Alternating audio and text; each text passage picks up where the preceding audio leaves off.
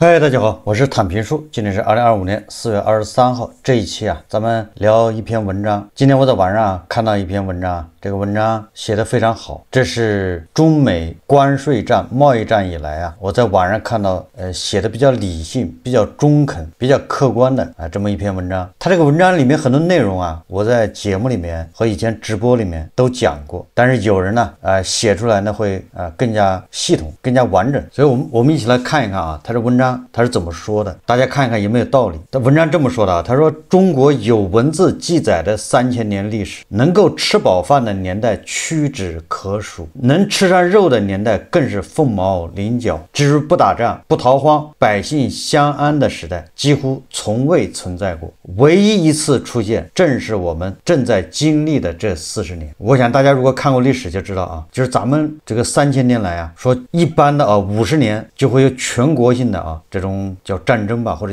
叫内乱。平均至于说韭菜就是底层的老百姓一日三餐能有保障，实际上就是改革开放以来，就现在还有很多地方，你比如东北还有西北部分地区一天还是吃2顿。当然了，现在吃2顿恐怕是更多的是习惯了，不是物质匮乏。那这个都是我们历史上叫纵向比较。纵向比较是我们不同的历史时代、不同的时期互相比较。那横向比较呢，就是我们现在和全球其他国家、其他经济体相比较，大家也会得出一些结论。那现在这个成绩现在这个现状是怎么得来的呢？文章说他是自从加入 WTO 之后，才第一次让中国人普遍性的吃上肉。请注意是普遍性，不是王公贵族，也不是沿海富人，而是无数个农村家庭、小城镇的夫妻、城市的打工者都开始有肉吃，有点余钱可以做点小生意，可以在街头巷尾喝酒吃串、养猫逗狗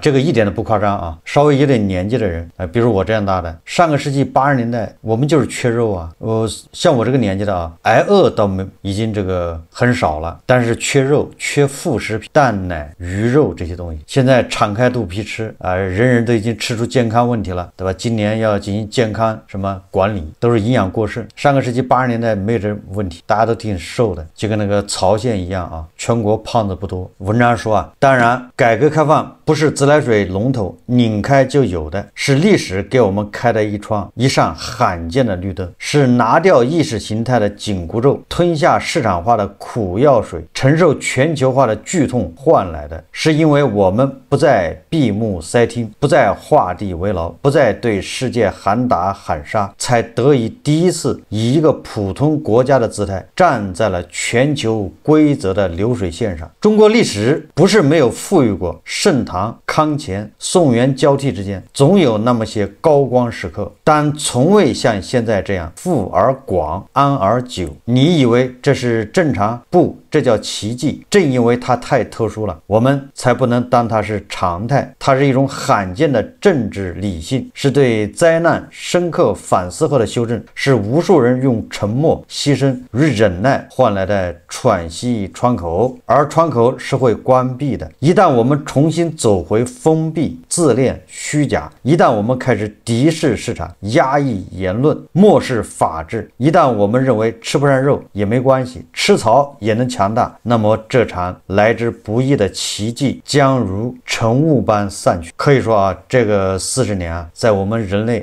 在我们中国人的这个3000年历史里面，就像那个一个流星划过一样，既偶然也有必然，既有运气的成分，也有这个对吧？我们当代人这种忍辱负重，你也可以说叫什么人肉电池、人矿。但是就这样的一个短暂的瞬间也就是说这样的一个成绩也有可能得而复失，很容易就失去。现在网上有很多正能量小粉小红，恐怕是因为吃了几天饱饭，认为自己有了底气，可以关上大门。这个我在节目一直说，你一旦关上大门，我们马上就没有肉吃。我们的粮食勉强可以解决温饱，但是你的肉食、蛋奶这些副食马上就短缺。很多人理解不了这些。很多人他只简单的看，你看现在不饿肚子，现在有肉吃，他不知道这个有肉吃啊，龙虾、鲍鱼、那个牛肉、羊肉、牛奶，对吧？是建立在什么基础上的？就是我们啊加入 WTO 以后啊，享受了这个全球化的好处。文章说啊，所以请记住，我们正在经历的是一个例外，而不是常态，它不是惯性，不是理所当然，是天上掉下来的礼物。所以刚才说了啊，有一定的偶然性，也就是我们这一代人呢，运气赶上了这么个历史时期，然后幸运的是又把握住了。认清这一点是对历史最基本的尊重，也是对未来最起码的负责。但是我们真正该思考的不是我们现在过得还行，而是下一个时代是否还能赐予我们同样的恩典。历史不是直线，它从不保证今天拥有的明天还能继续拥有。一个国家能有几十年的稳定和富足，靠的不是口号，不是文化基因，也不是某位伟人的画像，而是制度、规则、理性以及对历史的敬畏。但是一旦我们失去这种敬畏，一旦我们习惯了不感恩、不反思、不检讨，我们就会变得浮夸、傲慢、自恋，甚至反过来憎恨那些曾经拯救我们的原则。那时下一个时代便不再是延续，而是断裂。我们会再次看到规则崩溃，理性消失，极端抬头。我们会再度听见吃肉是资产阶级腐化的表现，自由是西方的陷阱，法治是为了限制人民斗争的工具。然后你会惊讶地发现，所有你以为早已过去的苦难都会换上新的面孔，重新出现。这不是危言耸听，这是历史最擅长的把戏。我们这一代人也许还能活在这时代的余晖中，但如果我们不珍惜、不守护、不传承，下一代人将难以理解什么是有尊严的活着，将感受不到制度应有的温度，更无法体会拥有选择的权利是一种多么宝贵的幸运。说这个时代已经对我们足够温柔，请不要把它交还给野蛮。改革开放以来的40年，我们享受了祖辈400年甚至4000年都没有享受过的福祉。现在即便是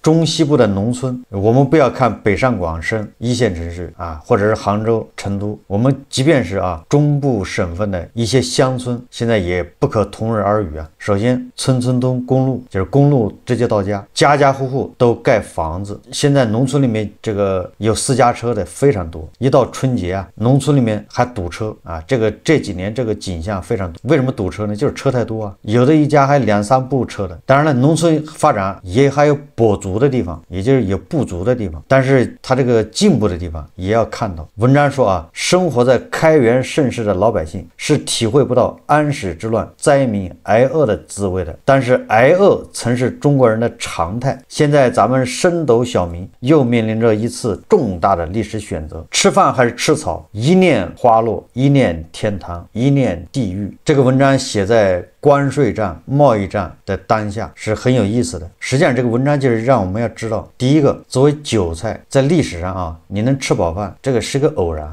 挨饿是常态。这个说起来比较残忍确实也让很多年轻人理解不了、接受不了，但事实就是这样。即便是康乾盛世，对吧？即便是历史上的很多这个叫什么开元盛世，对吧？什么汉唐、大汉、大唐，那些盛世都是贵族权贵的盛世，跟老百姓没有关系。那个盛世都是朱门酒肉臭，路有冻死骨。远的不说你说唐朝、汉朝，因为年代久远，但是这个康乾盛世这个有大量的外国使团，对吧？他们有大量的游记，他们有大量的日记他们在中国沿途所见所闻，那个写的你看了这个可以说是惨不忍睹。那还是咱们的叫康乾盛世我记得英国的使团吧，马格尔尼亚是什么？他们这个使团从广州到北京，沿途就是他们就记录下这个运河两岸呢，还有这个他一路上所见所闻。清朝的皇帝应该是乾隆吧，为了让这些国外的这洋人领略一下、见识一下咱们的富饶，所以说沿途的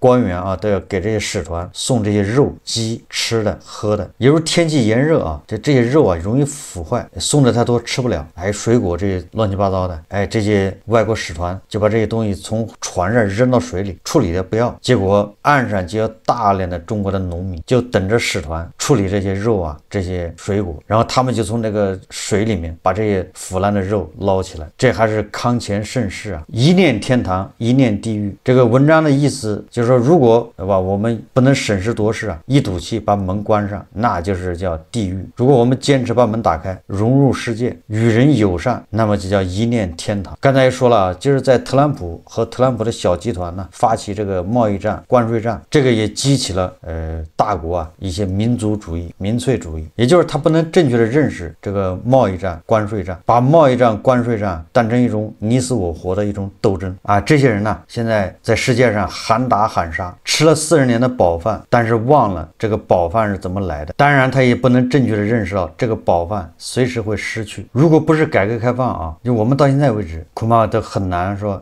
敞开肚皮啊吃牛肉。作为这个一个农耕民族啊，作为一个农业大国，作为历史上这个小农经济为主，那个牛啊是生产力，牛是生产工具啊。在明朝、宋朝那是禁止杀牛的，清朝也是啊。也就是我们看那个水浒对吧，看小说，到哪儿都吃牛肉，店家来2两牛肉、半斤牛肉，那个纯粹是犯法，都是黑社会。因为牛是用来耕地的，是劳动力，谁敢杀呀？啊，直到去年啊，也可能是咱们进口的阿根廷的牛肉太多啊，导致咱们这个牛肉啊非常便宜，据说比猪肉啊贵不了多少。所以我们那人逮住这个机会啊，就疯狂的买牛肉吃，这个也是历史上罕见的。中国人啊，要吃掉世界上好像70%的猪肉，可能70%都不止，对吧？我昨天看一个视频啊，介绍的是咱们是哪个公司我忘了啊，现代化的养猪养殖生产线。现在养猪都在大楼里面，养猪大楼啊，几栋大楼里面都上百万头猪，好像是这样的。你知道一天要消耗多少饲料？而这个饲料就是从巴西或者美国进口的大豆啊，对吧？一旦你离开了这些大豆，你也养不了这么多猪啊，养不了这么多猪，你也没办法供这14亿人吃猪肉啊。一个人一天1两猪肉啊，那就是将近1.5亿斤，什么概念？现在就扯到了这个关税贸易战。我想啊，咱们节目也一直在介绍，也就是特朗普和他这个小集团的特性啊，所以美国这次发动的这个关税战，除了个别人啊，除了一小部分人反对这个反击之外，明显的这一次啊，越来越多的人是支持反击的，对等反击。这个理由我也说过了啊，以前呢，我们都是反对这种贸易战的，没必要反击，就是他加关税，那我们算账，赚钱就接着干，不赚钱就不干了。但这次不一样，我们支持反击，对等反击。但是啊，对等反击的目的不是脱钩，不是不做生意，对等反击的目的还是要谈判，对吧？双方还要达成一致，生意还要做。所以你看啊，虽然咱们也是啊支持反击这个美国的这种关税贸易战，但是你看反击跟反击不一样。你看很多这个正能量，他把这个就当做一个仗来打，就当做一个赌气，就必须要把你特朗普打败，不惜一切代价，哪怕是破罐子破摔。这个已经偏离了啊反击的这个主要目的。反击是为了逼对手，还是要谈判，所谓的以战止战。反击不是为了把自己孤立起来，也不是为了把大门关上。当然了，现在的反击啊也有效果了，所以我一直建议啊，就是既然反击是为了谈判，这个也是一种博弈，那么就应该叫见好就收啊。就在昨天晚上，这个局势发生反转，就是昨天的凌晨啊，还有这个夜里1点，还有这个早上5点，就这3个关键节点啊，特朗普接连做出3次重大让步，就像那个放出超级彩蛋一样。这个消息一出啊，举世皆惊。昨天晚上这个美股啊、美元指数啊、美债都在反弹。特朗普做出什么让步呢？就特朗普一次比一次让步还狠。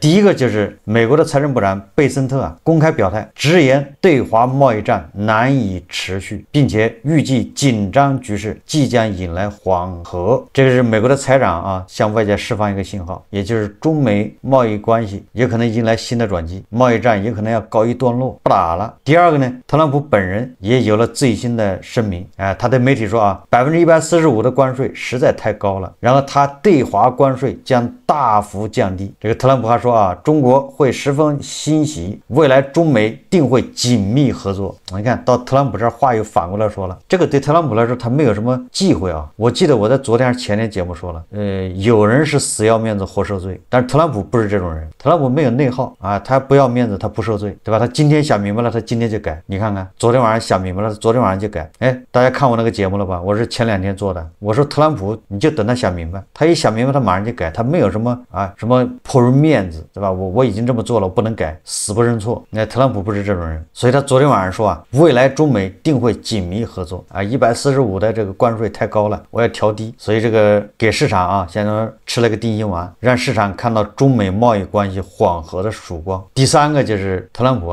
对美联储相关的问题开始缓和。特朗普这几天一直就是骂那个鲍威尔，对吧？要他辞职，不辞职我就想办法把你搞下来，对吧？寻求这个美国最高法院的这个帮助。哎，他昨天晚上他就说了，我可没让这个鲍威尔辞职啊，虽然鲍威尔应该降息越早降息越好。你看他又反过来说了，有时候这个特朗普这一表态这个美元开始走强，对吧？有时候昨天一晚上特朗普3个这个反转，对吧？也验证了我的说法我说特朗普只要他想明白，他肯定会改，他没有什么不好意思。实际上特朗普这个他改弦更张实际上是早有预兆。咱们在以前节目都说过了也就首先是东大坚决的反击，让特朗普知难而退。他发现不是他想的那么简单。这个贸易战刚开始有很多人都不看好，认为这个东大自不量力。实际上我一直说东大他只要往那一戳，振臂一呼，反对这个特朗普这个关税政策，实际上他就给很多国家吃了个定心丸，实际上就给很多国家一个选择，给他们一条退路。在他们面对特朗普的时候，他居然还有选择你比如说日本吧，这个世博茂对吧，派人去美国谈判，这个明眼人都看出来了，这日本人打的就是太极拳，就是拖。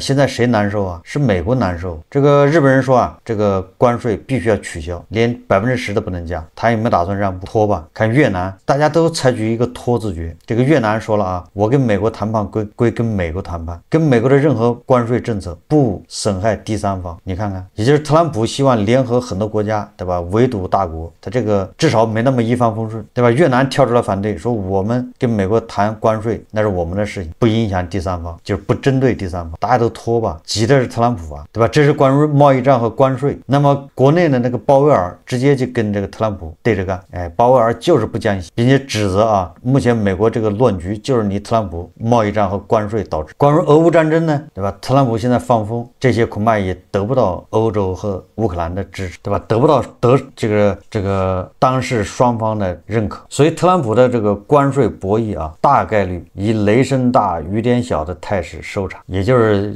咱们所说的特朗普的关税战、贸易战失败了。当然了，我们也不能否认特朗普恐怕后面还有变化，对吧？这现在就是唯一确定的就是特朗普的不确定性。这2天表现正常，过1个月之后他恐怕又是吃错药了，对吧？他要折腾新的事情，新的幺蛾子。但不管怎么说，特朗普现在已经抛出橄榄枝，但愿意谈，愿意降低关税。所以我也一直认为该谈就要谈，对吧？以灵活来应对特朗普的不靠谱，不要错失良机，也不要误判，把特朗普这种不确定不要当作是美国不行了，不要把特朗普自己的错误，他错误的发动了关税战，当作美国实力不行，甚至反过来认为是自己实力大增，这种判断是错误的。我们按时髦的说法，就是特朗普抓了一手好牌，打得稀烂，打牌的这个人水平不行，不是说他这个美国这个牌不行。所以说特朗普关税战现在看怂了，那大国就应该借坡下驴这就是一念天堂一念地狱。这个贸易战刚开始的时候我也说了，特朗普的这个搞法一下把大国逼到绝路，所以大国不反击不行，对吧？直接给你加了个54%，那就没法做了，对吧？一下给你叫死了，所以不得不反击。那现在反过来了，特朗普知错就改，知难而退。如果你